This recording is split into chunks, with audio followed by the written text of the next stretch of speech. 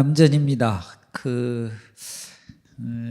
다들 보니까 평안하신 것 같은데 제가 조계사에서 오랫동안 소임을 봐서 낯설지는 않은데 그래도 오늘 좀 새롭습니다. 네, 감사합니다.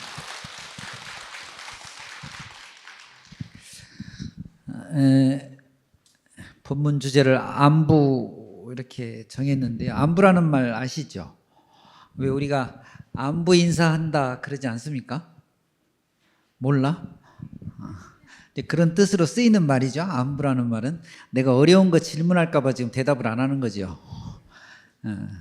안부는 편안할 안자에 안자하고 안일 부자에 부자를 씁니다. 그래서 안부 인사는 사실은 편안한지 또는 그렇지 않은지를 묻는 인사죠. 저도 여러분들을 뵀으니까 안부 인사를 이제 묻는 거예요. 여러분 평안하십니까? 근데 다 물으면 대부분 네 하고 대답을 하세요. 그러니까 불편한 분은 한 분도 없는 거죠. 대답은 여긴 갑자기 줄지. 우리 조계사의 이 법회 담당하는 종무원께서 며칠 전에 전화를 저한테 하셔서 법문 주제를 뭘로 했으면 좋겠습니까? 하고 묻는데 저는 처음에 이야기 들을 때 생활 법문 하면 된다고 해서 그냥 하면 안 됩니까? 했더니 그래도 주제가 하나 있으면 좋겠다고 그러시는 거예요. 근데 그 얘기를 이제 듣는데 갑자기 부담이 되더라고. 법문 주제를 뭘 해야 될지 생각 안 하고 있다가 갑자기 주제 내놓으세요 하니까 마음에 부담도 좀 되고 사실은 조금 불편해지고 그랬거든. 그래서 속으로 그랬어요. 괜히 법문한다고 했나? 근데 이제 그때 문득 내가 이 얘기를 들으면서 불현듯 내가 불편하니까 법문은 편안한 이야기 이런 거 했으면 좋겠다. 갑자기 이제 생각이 난 거예요. 그래서 오늘 아까 사회자께서 불자의 안부 이렇게 법문 주제를 정했다고 해서 안부 이야기를 제가 여러분들에게 편안하게 한번 시작하면서 물었죠. 그런 생각을 좀 하다 보니까 어쨌든 그러면서 아직도 누가 뭐 물어보면 법문 주제도 생각이 안 날 정도 금방 생각나지 않는 거 보면 여전히 부족하구나 내 자신이 다시 한번 그래서 느꼈어요. 앞으로는 잘 하겠습니다. 혹시 또 하게 될지 모르겠지만 여러분 혹시 이런 시 많이 들어보셨을 건데 청사는 나를 보고 말없이 살라 하고 작공은 나를 보고 티 없이 살라 하네. 사랑도 벗어놓고 미움도 벗어놓고 물같이 바람같이 살다가 가라 하네. 혹시 누구신지 아세요? 그래도 확실히 조계사는 수준이 있어. 물어보면 바로바로 대답들 하시는 거 보면 여러분 잘 아시는 고려 말에 나옹 해근 스님의 시입니다. 해근 스님 이야기 좀 하려고 이 시를 얘기했는데 또 하나 그 나옹 스님 법문 중에 아주 유명한 말씀이 있어요. 여러분 그 사찰에 가보면 법당 기둥마다 주련을 달아놓는데 이 주련에 있는 아주 많은 사찰에서 주련에 써놓은 굉장히 유명한 법문이시죠. 온 김에 한번 새겨봅시다. 여러분 합정 한번 해보세요. 따라 해보세요. 한 소절씩 소리 내서. 아미타불 제하방 착득 심두 절망망 염도 염공 무념처 육문상방 자금광. 다시 한번. 아미타불 제하방 착득 심두 절망망 염도 염공 무념처 용문, 상방, 자금광. 한 번만 다시 따라해 보세요. 아미타불, 제아방, 착득, 심둥, 절망망, 염도, 염궁, 무념처, 육문, 상방, 자금광. 해보세요 한번. 아미타불, 제아방, 착득, 심두, 절망망. 이제 기억이 안 나요? 두 소절 말고는 염도, 염궁, 무념처, 육문, 상방, 자금광이라. 굉장히 많이 들어본 그 법문. 우리 그 제사 지낼 때에도 이 염송을 하고요. 스님들 법문하실 때마다 이 말씀 많이 하시고. 사찰에 가보면 주련에 이 주련이 제일 많이 써져 있어요. 한문으로 돼 있어서 모르는구나. 네, 그걸 또 몰랐네. 아미타불 제하방, 아미타 부처님 어디에 계실까? 이런 말이죠. 착득 심두 절망망. 심두라는 말은 마음자리라는 거니까 착득, 마음자리에다가 딱 앉혀놓으면 된다. 절망망, 잊지 말아라. 절대로. 그러니까 아미타 부처님 어디 계신가? 마음속에 딱 붙여서 잊지 맙시다. 염도, 염궁, 무념처. 생각이 다해서 무념처, 생각 없는 곳에 이르게 되면 육문상방 자금광이라 안이비설신이에서 막 빛이 나는 거야. 그래서 육문에서 빛이 난다는 건 내 몸에서 빛이 난다는 이야기니까 늘 부처님과 함께 할 것이다 하는 아주 유명한 말씀이에요. 나홍해근 스님의 개송이에요. 불자라면 누구나 한 번쯤은 다 들어봤을 것이고 한 번쯤은 큰 스님들께서 법문하셨을 거예요. 아미타 부처님이 어디 계실까? 그 생각 마음에, 아미타 부처님 찾는 생각을 마음에 탁 붙이고 절대로 잃어버리지 마자. 생각 다해서 생각 없는 곳에 모든 생각이 아미타 부처님에게로 탁 집중이 되면 우리의 육근에서 아미타 부처님과 다름없는 빛이 날 것이다. 이제 이런 표현이에요. 여러분, 이 법문은 여러 가지 이설이 있습니다만은, 여러 가지 이야기가 있습니다만은, 나홍해근 스님께서 일찍이 부모를 여의고 여동생하고 두 분이 같이 사셨대요. 여동생하고. 근데 어느 날 해근 스님이 이제 어려서부터 절집에 왔다 갔다 하셨으니까 출가를 해버린 거예요. 그러니까 오빠를 그냥 평생 오빠만 의지하던 여동생이 오빠가 출가해버리고 나니까 이 오빠를 보고 싶은 거야. 그래서 나홍해근 스님이 있는 매일 그 절 앞에 와가지고 들어가지도 못하고 그냥 절 문 앞에서 일주문 앞에서 서성 거리는 것이죠. 스님이 한 번도 만나주지 않으셨대요. 참 그러고 보면 스님들은 매정이야. 그냥 가서 한번 얼굴 보면 될 건데. 그런데 나홍해근 스님은 마음이 편해했겠어요. 비록 출가를 한 몸이지만 그 여동생을 애틋하게 생각하는 마음이 오죽했겠냐고. 그래서 이 개송을 지어요.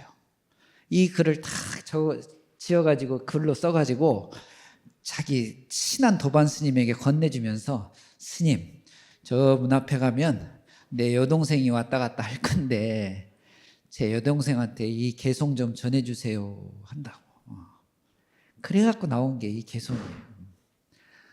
아미타 부처님을 스님 이름으로만 바꿔놓으면 똑같은 것이지. 어떻게 찾을 것이냐.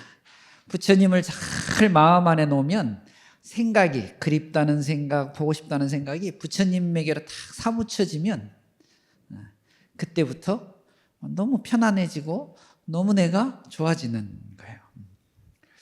여러분, 나 찾지 말고 아미타 부처님을 찾아라. 이 말씀이 일견은 매정해 보이는 것 같아도 혈육의 감정보다 훨씬 더 중요한 부처님의 진리에 눈을 뜨면 더 너는, 그대는 너무너무 내 동생이지만 그대는 너무너무 행복해질 것이다. 이런 스님의 마음을 담아가지고 이 여동생에게 준 거예요. 큰 스님께서 여동생에게 안부를 묻는 형식이에요. 저는 이런 이야기를 들으면 잘 있었어요? 라고 하는 인사보다 이런 말씀은 그 말씀 자체에 부처님의 자비심이 막 녹아져 들어있어. 그러니까 우리도 사실은 가까운 인연들한테 어떻게 안부를 묻고 있는지를 한번 생각해 봤으면 좋겠어요. 그냥 형식적으로 잘 있습니까? 그러지 말고 이왕이면 진리의 말씀, 아주 자비심이 있는 말씀으로 안부들을 좀 전하시면 어떨까? 내가 이제 다시 한번 이제 여쭤봐야 되겠어요? 평안하십니까? 내가 이 자비심을 담아서 하려고 하는데 나는 왜 잘 안 되지? 여러분, 그래서 늘 부처님 회상에서는 평안한 게 인사예요. 저도 여러분들에게 이런 행복한 말씀 잘 전해서 여러분들이 좀 즐거웠으면 좋겠는데, 여기 앉아 계시는 동안이라도 제가 능력이 부족하고 자비심이 모자라서 그런지 그게 잘 안 돼. 앞으로는 잘 할게요. 그래서 요 며칠 전에 저 잠실의 롯데월드의 그 극장에서 대가족이라는 영화 시사회가 있었어요. 여기 혹시 가신 분들 계십니까? 저기서 신도분들 많이 오셨던데. 근데 그 시사회를 보고 있는데 그 주인공 역할을 하셨던 그 배우 이승기 씨가 무대 인사를 나오셨는데, 야, 조계사 신도님들이 특히 열광적으로 반응하시대. 거기 뭐 총무원장 스님, 조계사 주의심도 다 계신데 들어오실 때는 뭐 다 밋밋하다가 이승기 씨가 인사를 하니까 막 그냥 난리 법석도 그런 난리 법석이 없어. 그냥 그걸 보고 좀 느꼈다니까. 가끔 스님들 법문도 좋지만 야, 저분들을 좀 모시고 신행 이야기, 불교와의 인연 이야기 이런 걸 들으면 매우 좋겠다 이런 생각이 좀 들었어요. 그래서 그걸 좀 한번 해보려고 그래. 내가 또 명색이 종단의 포교부장인데 연예인들 좀 모셔다가 조계사에 부탁해가지고 한번 오셔서 좋은 말씀 좀 하라고 그러게 해야 되겠어요.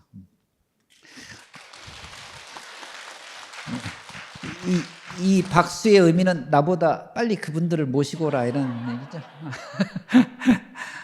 요즘은 좀 덜한데 연초에 여러분 그 윤성호 씨인가요? 그 개그맨. 우리에게는 유진 스님이라고 너무 알려져 있었죠. 이분이 한국 사회에 새로운 종교의 모습, 그것도 아주 파격적인 모습으로 우리 사회에 큰 이슈가 됐었어요. 여러분들 아시는지 모르겠습니다만은 그런 걸 생각해 보면 지금 제가 말씀드렸듯이 스님들의 법문은 뭐 늘 들을 수 있으니까 이 법문도 좋지만 유진 스님 같은 그런 형식의 법회도 좋겠다. 가끔은. 근데 그것도 저는 좀 힘들어요. 그건 가무에 밝아야 되는데, 노래와 춤에 밝아야 되는데 내가 또 그런 재주는 없네. 그저 그냥 기도 좀 열심히 하고 틈나면 참선하고 신도님들께서 청하면은 법문은 조금씩 제가 할 줄 알아도 그게 잘 안 돼. 그런데 조금만 생각해 보면 2024년도 이 시대를 살아가는 우리 불자들은 정말 조금만 생각해 보면 이 유진 스님 같은 대중들에게 어필할 수 있는 이런 분들이, 연예인들이 새로운 불교의 이해라는 측면에서 표현을 이렇게 좀 했으면 좋겠어요. 그러니까 이런 현상은 불교의 큰 흐름의 변화인데 시대적 흐름이에요. 이건 피해가기 좀 쉽지 않습니다. 오히려 우리는 그것을 적극적으로 받아들여서 우리가 그 안에서 여법하게 행할 수 있는 방법을 찾으면 너무 좋을 것 같아요. 여러분, 역사적으로 불교 역사를 2600년의 역사를 쭉 보면은 부처님께서 열반하시고 나서 부처님 말씀을 듣지 못했던 분들이 부처님 가르침에 대한 다양한 해석들을 내놓기 시작했어요. 그것이 우리가 알고 있는 부파불교의 시작이었죠. 소승불교라고 흔히 이야기하는 수많은 부처님 말씀에 대한 연구가 일어나가지고 그 인류 역사상 그 어떤 사상과 철학도 불교의 철학에 비견할 수 없을 만큼 풍부한 교리들을 만들어냈어요. 근데 이게 이제 막 300~400년쯤 오래되다 보니까 중생구제라고 하는 부처님께서 세상에 출현하신 본뜻이 조금 약해졌거든요. 이 단점을 극복하기 위해서 대승불교가 생겨난 거예요. 대승불교의 큰 흐름이 만들어져 가지고 이제는 중생구제, 공부, 수행, 신행 이런 걸 한꺼번에 갖고 가자. 이렇게 됐었죠. 근데 이 대승불교가 중생의 구제라고 하는데 너무 큰 그 방점을 찍다 보니까 어느 순간에 불자들이 부처님을 의지할 줄 알았는데 자기 공부를 또 안 하기 시작하는 거야. 이 자기 공부가 부족한 걸 보충하기 위해서 선불교가 생겼어요. 이 흐름이 약 300년에서 500년을 주기로 해가지고 크게 흐름들이 바뀌어요. 불교 공부를 조금 예전부터 좀 해왔던 저로서는 지금 이 시대에 좀 전에 말씀드렸던 연예인들의 그런 어떤 불교의 다양한 표현 방식, 이것도 큰 흐름 중에 하나겠다 생각이 좀 드는 거죠. 중요한 것은 여법하면 되는 거예요. 이것만 살아있으면 돼요. 여러분 가끔 여기 스님들 와서 법문하시면은 그러죠. 와, 스님 잘생겼다. 나 말고 딴 스님 잘생겼다. 막 이러고 아유 스님 훌륭하십니다. 이렇게 하는데 이런 표현보다 훨씬 더 좋은 표현은 스님 참 여법하십니다. 이런 표현이 참 좋아요. 모양이 중요한 게 아니라 부처님 법답게 살아가고 행위하고 표현하느냐 이런 게 너무 좋은 것이죠. 그렇게 또 보면 나를 왜 불렀을까 이런 또 생각을 또 해봐 내가. 아니, 앞에 보니까 광우 스님도 여기 왔다 갔대. 또 지난주에는 보만 스님. 이 두 분은 요즘 뭐 활발하게 활동하시는 분들이니까 당연히 이제 모시고 다음 주 토요일 날 보니까 묘장 스님이 오시대. 묘장 스님 여러분 혹시 들어보셨어요? 나는 절로라는 유명한 그 산사에서 젊은 분들의 그 어떤 교우 프로그램을 만드셔가지고 아주 우리 불교에게 큰 반향을 지금 주고 계셔요. 그러니까 오시는 분들마다 내가 보니까 다 여법하셔. 내가 아무리 생각해봐도 나를 왜 불렀을까? 내가 오죽했으면 무슨 생각을 했냐면 이 토요법회를 지역법회에서 주관하신다 그러네. 근데 이번에는 남부 지역에서 주관한다면서요. 그래서 내가 남전 스님이거든. 그래서 나는 야 같은 남씨라서 나를 불렀나? 내가 이런 생각까지 했다니까. 아닌가? 그러다가 제가 조계사에서 한 6년 정도 좀 오랫동안 소임을 좀 봤는데 이게 인연일 수도 있겠다 이런 생각을 좀 해봤습니다. 그래서 여러분들하고 이 자리에서 이렇게 인사 나누면서 어쨌거나 그 만들어졌던 이 소중한 인연을 제가 잘 간직하려고 해요. 여러분들은 어떠신지 모르겠습니다.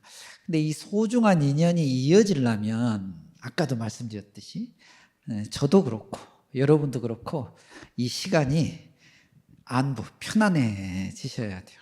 그리고 좀 그 편안함이 행복해지시면 너무 좋은 것이죠. 그럴 때 우리가 이제 안부를 묻는 거예요. 평안하십니까? 하고. 그럴 때 이제 큰 소리로 대답해 주면 돼. 평안하십니까? 네, 이렇게 되면 이제 우리 불자의 안부가 서로 잘 맞아가는 거예요. 여러분, 인연이라는 것은 사실 사람과 사람 간의 관계뿐만이 아닙니다. 우리의 삶 전체를 많은 조건과 관계들을 통해서 일어나는 모든 것들을 다 인연이라고 해요. 인연은 그래서 총칭어예요. 그래서 좋은 인연이란 좋은 사람을 만나는 것도 매우 중요하지만 좋은 환경도 잘 만들어져야 돼요. 얼마 전에 동안거 결제가 있었죠. 지난주죠. 동안거 때가 되면 하안거도 마찬가지입니다만 스님들은 서로 이렇게 만나면은요 안부를 물어요. 공부는 좀 잘 하고 계십니까? 혹시 화두는 잘 들고 화두 정지는 잘 됩니까? 그러니까 안부를 이렇게 묻는 거예요. 그런데 스님들 사회에서도 아무한테나 이렇게 쉽게 묻지가 않아요. 이왕이면 아는 분들한테 가까운 인연관계에 있는 분들한테 이런 인사들을 서로 나누는 거예요. 공부는 잘 됐는지, 좋은 분들과 함께 수행정진하는지, 어떻게 공부하는지 이런 것들을 이제 물어주시는 거죠. 그래서 늘 옆에서 가까이에서 이 물어주는 분들이 계셔서 문득문득 생각하는 거예요. 내가 지금 공부 잘하고 있나? 화두는 놓지 않고 있나? 공부 주제는 내가 지금 출가하면서 지금까지 가지고 있나? 이런 생각을 다시 한번 들게 해주니까 늘 감사함을 느끼는 것이죠. 저는 여러분 출가할 때 여러분들 참고로 부모 미생전 사후 무종족이라는 말씀이 늘 출가할 때 제가 이 말씀 아주 크게 받은 게 있어서, 우리가 이 세상에 오기 전에 보통 우리는 부모님에게로 왔는데 그 부모님은 누구에게서 왔을까? 그 부모님한테 왔겠죠. 그 부모님의 부모님은 누구한테서 왔을까? 이렇게 따지고 가다 보면 부모 미생전, 우리가 부모님에게서 몸 받고 태어나기 전에 어디에서부터 왔을까 궁금한 거죠. 또 하나는 사후 무종족이에요. 죽으면 흔적도 없이 사라지는데, 흔적도 남기지 않고 사라져야 되는데, 부모 미생전, 오기 전엔 어디서, 가고 나면 어디로 가는 걸까? 그래서 나온 유명한 화두가 본래 면목이라는 화두예요. 지금 이 자리에서 본래의 모습을 잘 만들어 놓지 않으면 모르고 왔다가 모르고 살다가 모르고 가버린다. 세상에 그렇게 아쉬운 거 허망한 일이 어디 있어요. 모르고 왔는데 어디로 가는지 모르는데 적어도 사는 동안 알아야지. 그래서 이 본래 면목이라고 하는 화두가 있는 거예요. 늘 그걸 새기고 있는데 우리 도반 스님들이, 우리 어른 스님들이 그런 걸 꼭 물어봐 주세요. 그래, 본래 부모 미생전하고 사후 무종족은 잘 풀었어요? 이렇게 물어주시면 갑자기 또 생각이 번쩍 하는 것이죠. 그래서 그런지 몰라도 이런 화두를 잘 지니고 있으면 이게 세상을 이렇게 살아가다 보면 이 화두에 담겨 있는 부처님 말씀이 틀림없다는 걸 느낄 때가 있어요.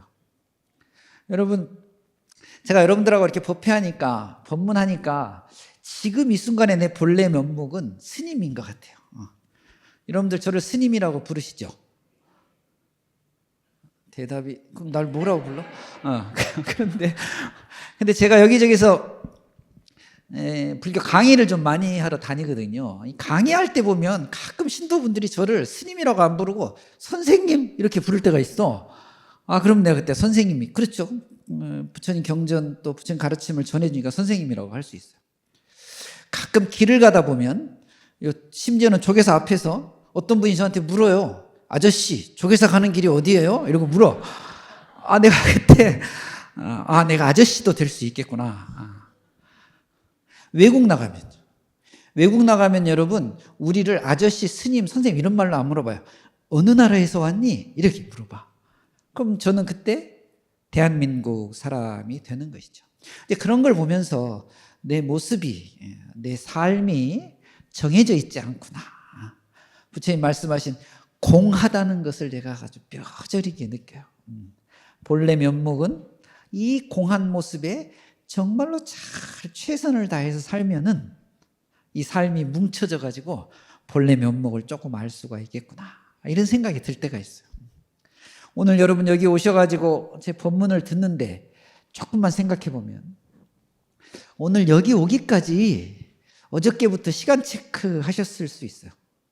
그러니까 오늘 이 법회 시간 속에는 어제가 이미 들어가 있어요. 오늘 속에는 어제가 들어있구나. 오늘 법문을 잘 듣고 내일부터는 스님 말씀대로 이렇게 좀 살아야 되겠다라고 마음먹는 순간 오늘 이 법회의 시간에 내일도 들어가 있네. 너무 어려운가? 그래서 오늘의 이 법회, 오늘의 이 법문, 오늘의 이 시간에 어제도 들어있고 내일도 들어있어요. 오늘은 어제로부터 왔고 내일은 오늘로서부터 출발하는 것이죠. 오늘은 어제요, 이미 내일이니 과거, 현재, 미래가 세 개면서 하나가 되는 이치가 있죠. 거꾸로 하나 안에 세 개가 다 들어있어요. 이걸 잘 알면, 이런 말씀을 잘 이해하면 부처님께서 말씀하신 공안이치를 우리가 알게 되는 거예요. 조금 다른 표현으로 얘기하면 지금 이 시간에 이 순간에 최선을 다하는 것이 부처님 가르침을 잘 배우고 익히는 것이고 그것이야말로 늘 평안한 그런 방법이 되는 거예요. 또 물어야 돼. 평안하십니까? 평안하셔야죠.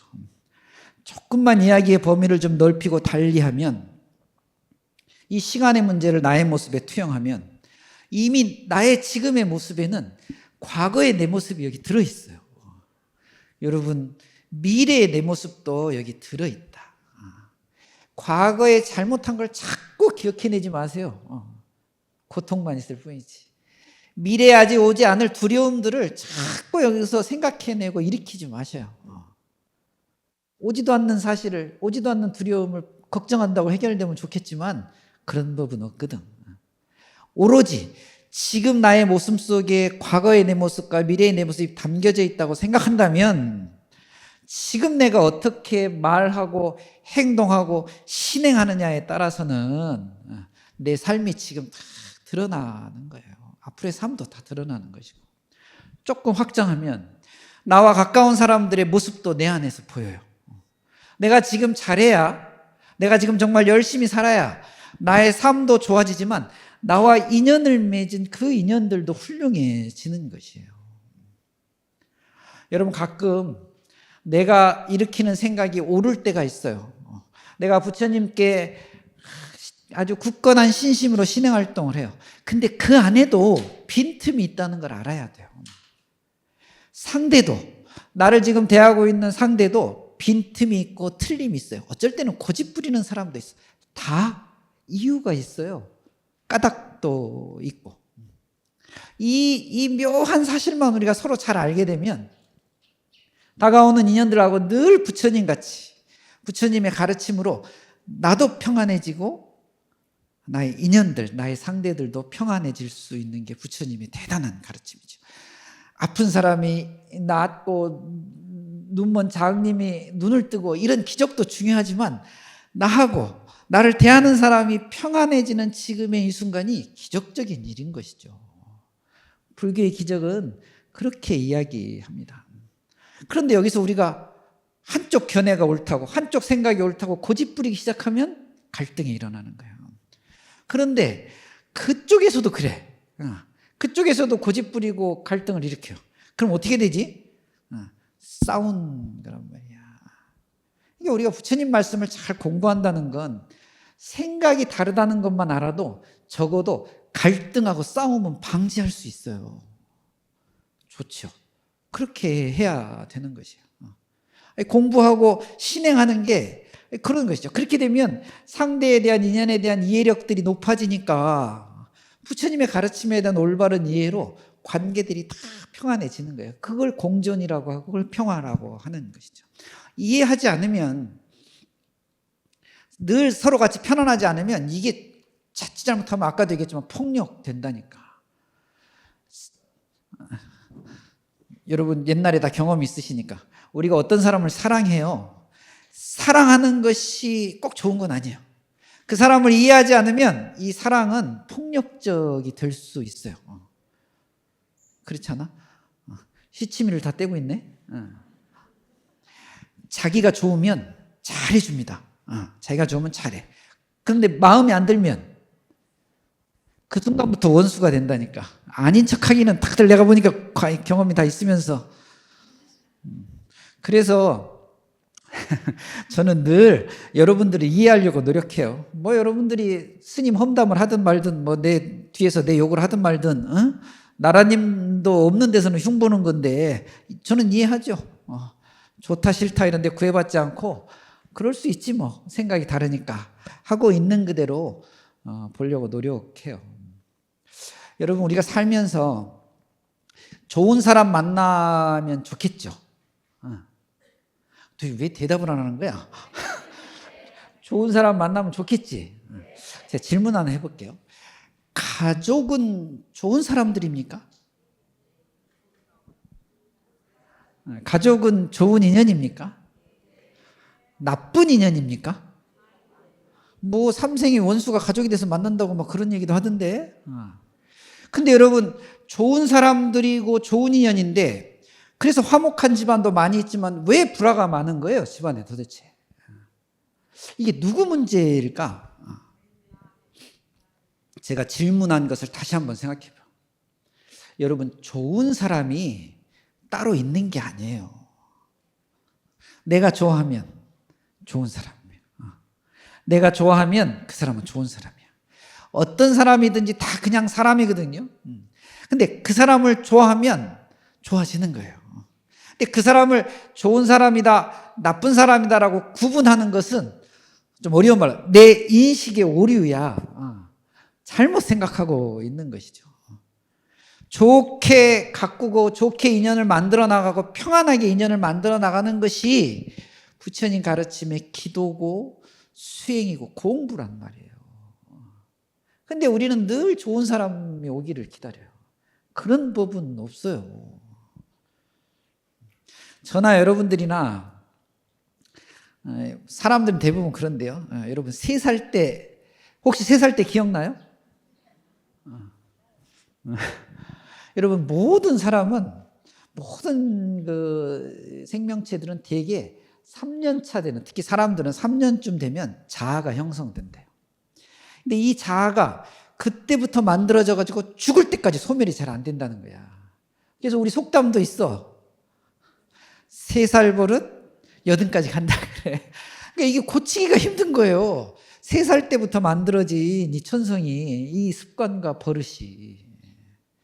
다행인 것은, 저도 그랬습니다만 정말로 다행인 것은, 저는 절집에 들어와서 바로 보는 것에 대해서 공부했죠. 기도하고 수행하면서 이 3살의 버릇이 조금씩 고쳐지고 있어요. 여러분들도 그러셨으면 너무 좋겠어요. 우리 사람에게는 의식, 무의식이 있어요. 의식은 이성적이에요. 그렇지. 그래서 이거 해야 되지. 무의식은 감정적이에요. 이걸 잘 이해하면 좋습니다. 화가 날 때 씩씩거리면서 상대를 막 다그치는 건 감정적이에요. 내 업식이 3살 때부터 만들어진 업식이 지금 표현들을 막 하고 있는 거예요. 그걸 알아차리면 너무 좋아요. 내가 지금 못된 버릇을 아직도 내고 있구나. 이걸 알아차리는 공부가 생각을 바꾸는 공부. 흔히 우리가 말하는 마음 공부라고 하는 거예요. 저는 늘 법당에서 부처님과 보살님들께 기도합니다. 세상을, 사람을, 인간관계를 잘 보게 해주세요 하고 제가 기도할 때 꼭 기도해요. 절집에 제가 들어온 지 40년 가까이 돼가는데 30년 넘어가면서 조금씩 좋아지고 있는 걸 좀 느껴요. 여기 우리 신중님들도 계시지만 신중님들께도 꼭 부탁드려요. 잘 살게 힘도 좀 주시고 제가 좋은 관계를 맺을 수 있도록 신중님들 저를 좀 잘 보살펴 주십시오 하고 이야기하죠. 우리가 살고 있는 이 그 우주는 너무너무 커요. 막 광활해. 그런데 내 고집과 내 생각으로만 살아갈 수 없는 게 우리가 세상이거든. 내가 읽은 책에 그 유명한 책이 하나 있는데 내가 유식한 걸 뽐내려고 그러는 게 아니라 옛날 읽었던 책에 미국의 천문학자였던 그 칼 세이건이라는 사람이 쓴 책에 유명한 말이 있어요. 이분이 이렇게 얘기했어요. 여러분 한번 잘 들어보세요. 만약에 이 광활한 우주에 만약 우리만 존재한다면, 그러니까 이제 칼 세이건은 지구를 중심으로 생각한 거죠. 이 광활한 우주에 만약에 우리들만 존재한다면 공간의 낭비다. 엄청난 공간의 낭비다. 이렇게 말씀해놓은 글을 제가 예전에 읽은 적이 있어요. 정말 그래요. 이 넓은 공간, 이 넓은 우주에 우리만 그냥 살아가고 있다면 이 넓은 공간을 얼마나 낭비하고 있는 것이에요. 그러니까 우리가 살고 있는 이 공간에 뭐 우주까지는 아니더라도 지구만 좀 좁혀 생각한다면 수많은 관계들이 있을 건데 이 관계들을 편안하고 행복하고 늘 좋은 관계로 만들어갈 수 있다면 얼마나 이게 좋겠어요. 그렇게 우리가 노력하시고 공부하시고 기도하셔야 돼요. 다시 이제 처음으로 돌려서 말이 제가 좀 너무 길어졌는데 여러분들한테 제가 다시 한번 이제 여쭤요. 어떤 안부를 물어야 할까? 제가 단순히 그냥 형식적으로 여러분들에게 편안하십니까? 라고 묻는 게 아니라 불자가 불자를 만나고 스님이 신도를 만나고 법우가 법우를 만나고 이렇게 서로서로 만날 때 진심으로 안부를 물을 때는 그 안에 기도하고 수행하고 정진하셔서 평안하십니까? 이러고 묻는 거예요. 지금 이 순간에 최선을 다하는 것이 어제도 좋아지고 내일도 좋아진다는 그 말씀을 담아서 여러분들에게 진심으로 전해보는 것이죠. 그래서 제가 또 마지막 마무리로 여러분들한테 인사를 전해야 돼요. 여러분 평안하십니까? 네. 감사합니다. 이 정도 하겠습니다.